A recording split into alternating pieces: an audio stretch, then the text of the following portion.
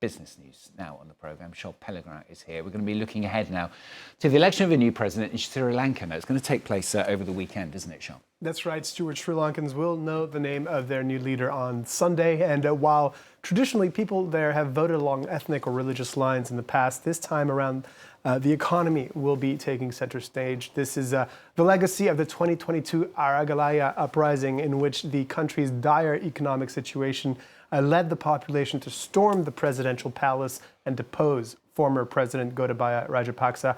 He and his ruling clan were seen as responsible for economic mismanagement, which saw the country run out of foreign reserves, leading to shortages of essential goods and rationing, with people being forced to wait in lines sometimes for days just to get their hands on fuel, for instance, as you can see in those pictures.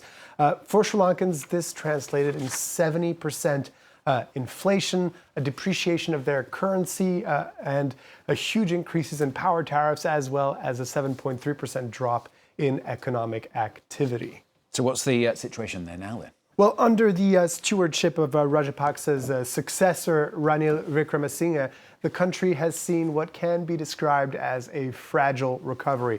Growth in the first quarter of this year was above 5%, when it had shrunk by 12.4% in the last quarter of 2022, as you can see there. Inflation has also been brought under control to single digits, and there are no longer any fuel or food shortages, but that doesn't necessarily mean life is much easier for Sri Lankans. The main reason is the country's staggering foreign debt.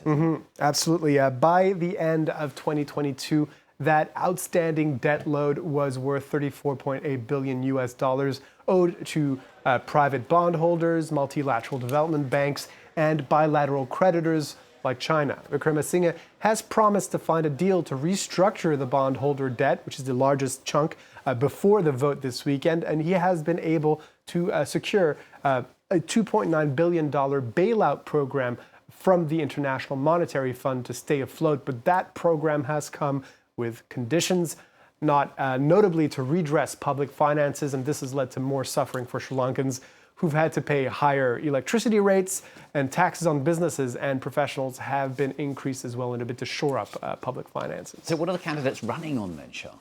Well, Wickremesinghe, who is in power currently, has been trying to portray himself as the captain of a ship in troubled waters, having to take tough decisions just to keep it afloat. But leading the contest in the polls ahead of the vote is a Marxist-leaning parliamentarian, Anura Kumara Dissanayake, or AKD, and he's calling on voters to support him so he can reduce poverty and fight corruption. In this regard, his manifesto calls for a reworking of the restructuring plan involved in the IMF bailout, one that would see taxes slashed, but could impact the fiscal targets that had been previously agreed upon. Let's move on now. The US Federal Reserve, of course, cutting its benchmark interest rate for the first time in more than 4 years it was. The cut of a half percentage point is unusually large, is an unusually large one. America's central bank is seeking to shore up the U.S. jobs market, which has been slowing in recent readings as inflation comes closer into line with Fed targets. The cut will eventually provide some relief to American borrowers coming in the midst of the 2024 presidential election. It's led to suggestions from Republican candidate Donald Trump that the Fed is playing politics. Brian Quinn has the details. The end is in sight for the Fed's battle against inflation. On Wednesday, America's central bank cut its benchmark rate as Chief Jerome Powell tries to stick a soft landing for the world's top economy, bringing inflation under control without causing a recession. Our patient approach over the past year has paid dividends.